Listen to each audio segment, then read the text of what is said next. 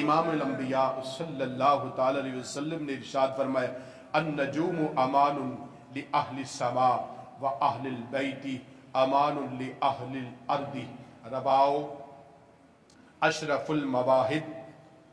امام الانبیاء صلی اللہ تعالی علیہ وسلم نے ارشاد فرمایا کہ لوگوں یاد رکھو، جس طرح آسمان والوں کے لیے ستارے امان ہیں، ستارے آسمان پر چمکتے ہیں، آسمان والوں کے لیے یہ ستارے امان ہیں، اسی طرح سے امام الانبیاء صلی اللہ تعالی علیہ وسلم نے ارشاد فرمایا لأہل السماء، آسمان والوں کے لیے وہ نجوم جو ہیں ستارے وہ امان کی نشانی ہیں، وَأَهْلُ الْبَيْتِ أَمَانٌ لِأَهْلِ الْأَرْضِ، امام الانبیاء صلی اللہ تعالی علیہ وسلم نے فرمایا زمین والوں کے لیے امان میری اہل بیت ہے، میری اہل بیت زمین والوں کی بقا کے لیے ہے، زمین والوں کے لیے امان ہے، اس میں جو میرے اہل بیت کے ساتھ جڑ جائے گا وہ اس زمین پر بھی امن سے رہے گا اور آخرت میں بھی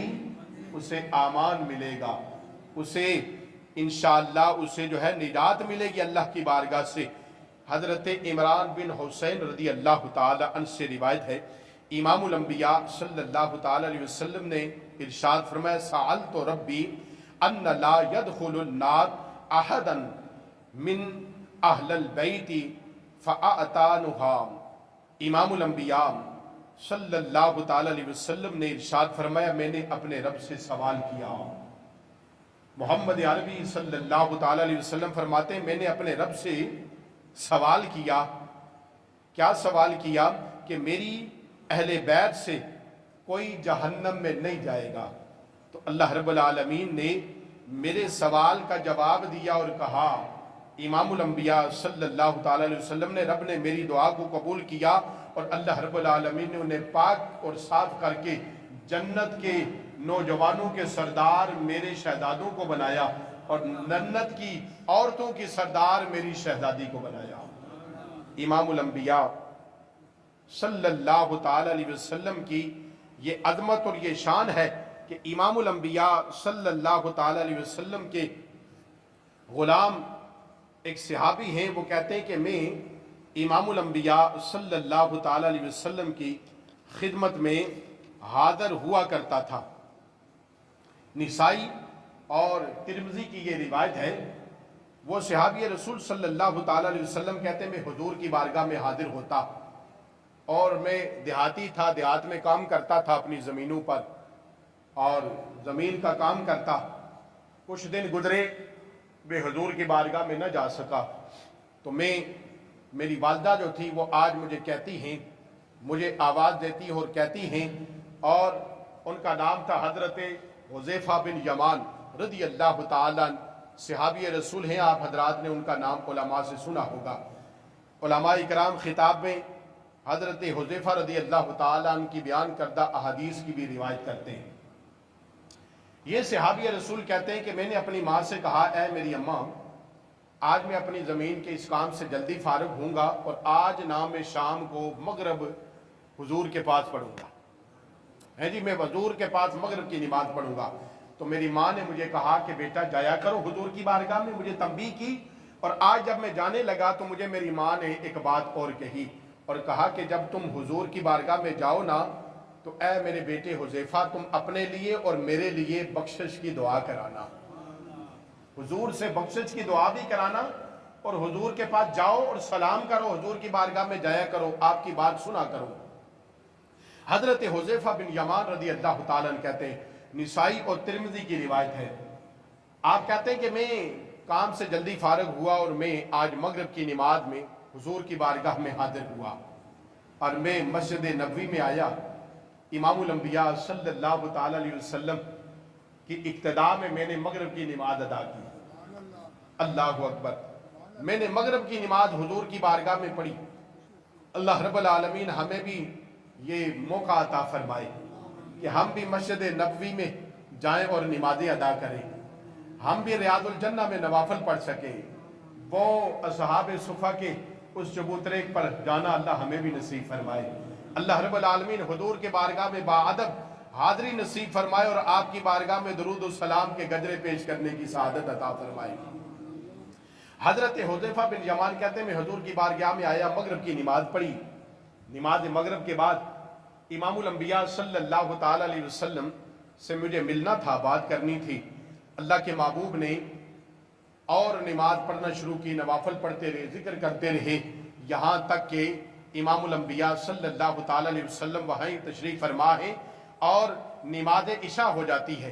इशा की नमाज का वक्त हुआ, इमामुल अंबिया सल्लल्लाहु ताला अलैहि वसल्लम की बारगाह में हमने नमाज पढ़ी। इशा की नमाज हुई तो नमाज के बाद इमामुल अंबिया सल्लल्लाहु अलैहि वसल्लम उठकर अपने हुजरे पाक की तरफ जाने लगे।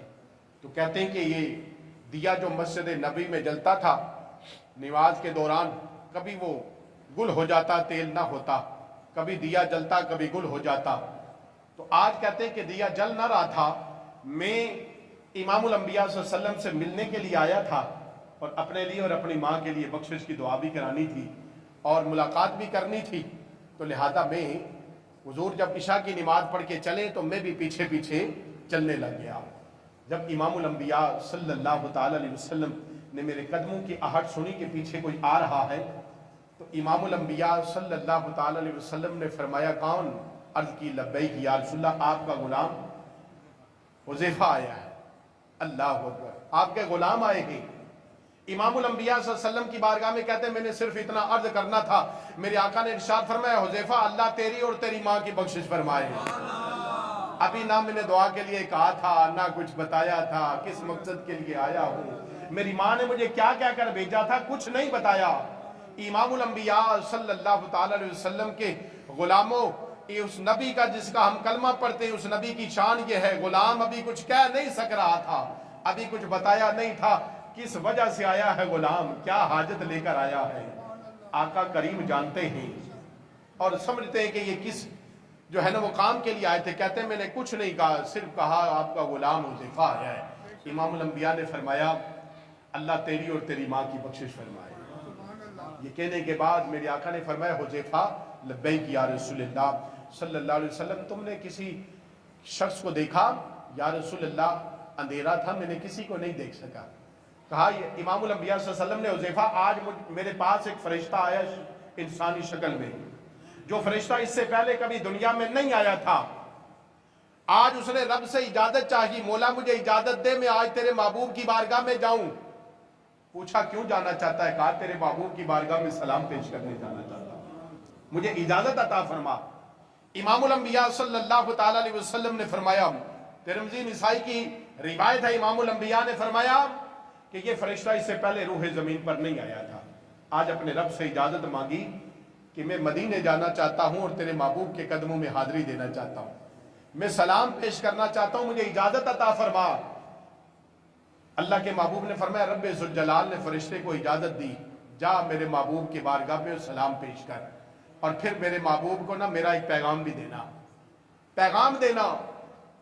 ऐ हुज़ैफा आज वो फरिश्ता मुझे सलाम करने आया और मुझे उसने पैगाम दिया है। पैगाम क्या दिया है?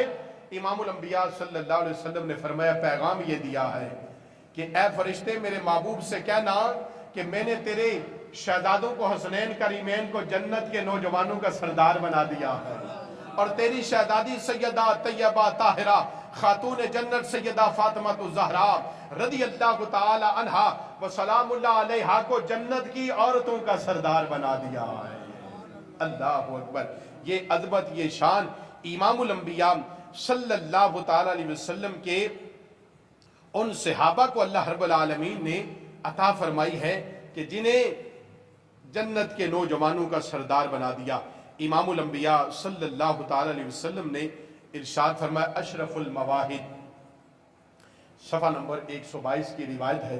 इमामुल अंबिया सल्लल्लाहु अलैहि वसल्लम ने फरमाया लिकुल्लि शैइन असासुन व असासुल इस्लाम हुब्बु असहाबी असहाबिर रसूलिल्लाह सल्लल्लाहु अलैहि वसल्लम व हुब्बि अहले बैती। इमामुल अंबिया सल्लल्लाहु ताला अलैहि वसल्लम ने फरमाया लिकुल्लि शैइन असास, हर चीज की कोई बुनियाद होती है, कोई असास होती है, किसी बुनियाद पर वो चीज कायम होती है। जैसे इस्लाम की बुनियादी अरकान हैं, नमाज, रोजा, ज़कात, हज, कलमा, ये इस्लाम के बुनियादी अरकान हैं। امام الانبیاء نے فرمایا ہر چیز کی بنیاد ہوتی ہے، اور اسلام کی بنیاد امام الانبیاء نے جہاں یہ مضبوط ستون بتائے وہاں بتایا امام الانبیاء نے وَأَسَاسُ الْإِسْلَامِ حُبِّ أَصْحَابِ الرسول صلی اللہ علیہ وسلم۔ امام الانبیاء نے فرمایا اسلام کی بنیاد میرے صحابہ کی محبت ہے۔ پھر کیا فرمایا؟ وَحُبِّ أَهْلِ بَيْتِ، صحابہ کی محبت اور میری اہل بیت کی محبت، یہ اسلام کی بنیاد ہے۔ اسلام کی بنیاد کیا ہے؟ صحابہ سے محبت اور اہل بیت رسول سے محبت، یہ اسلام کی بنیاد ہے۔ امام الانبیاء صلی اللہ تعالی علیہ وسلم نے ارشاد فرمایا اسباتکم علی صراط اشدکم حبا لأہل البیت و اصحابی۔